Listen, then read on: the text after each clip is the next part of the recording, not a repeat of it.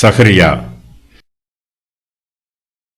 அப்படி இருக்க அவன் தன் ஆசாரிய வகுப்பின் முறைப்படி தேவ சந்நிதியிலே ஆசாரிய ஊழியம் செய்து வருகிற காலத்தில் ஆசாரிய ஊழிய முறைமையின்படி அவன் தேவாலயத்துக்குள் பிரவேசித்து தூபம் காட்டுகிறதற்கு சீட்டை பெற்றான்.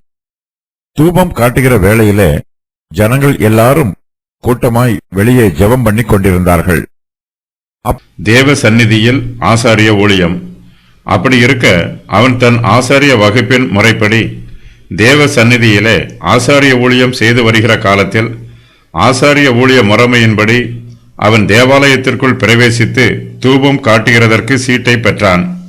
சகரியா தன் ஆசாரிய வகுப்பின் முறைப்படி தேவ சந்நிதியிலே ஆசாரிய ஊழியம் செய்து வருகிறான்.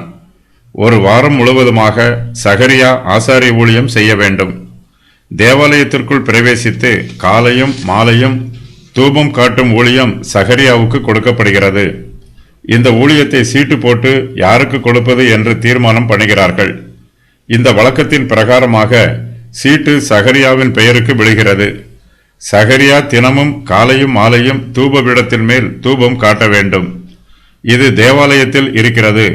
இந்த தூப பீடம் மகா பரிசுத்த ஸ்தலத்தில் இல்லை. மகா பரிசுத்த ஸ்தலத்திற்குள் பிரதான ஆசாரியர் மாத்திரமே பிரவேசிக்க முடியும். ஆசாரியர்களின் எண்ணிக்கை அதிகமாக இருக்கிறது. தேவாலயத்தில் தூபம் காட்டுகிற ஊழியம் எல்லோருக்கும் பகிர்ந்து கொடுக்கப்பட வேண்டும்.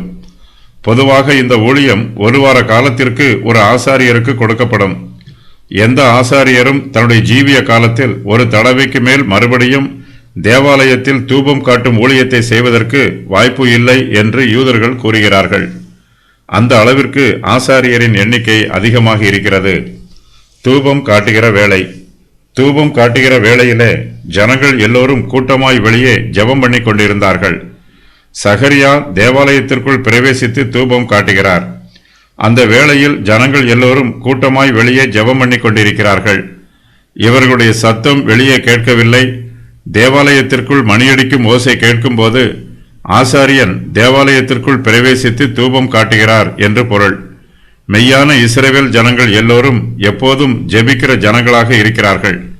மார்க்க காரியங்களில் இஸ்ரவேல் புத்திரர் வைராக்கியம் உள்ளவர்களாக இருக்கிறார்கள்.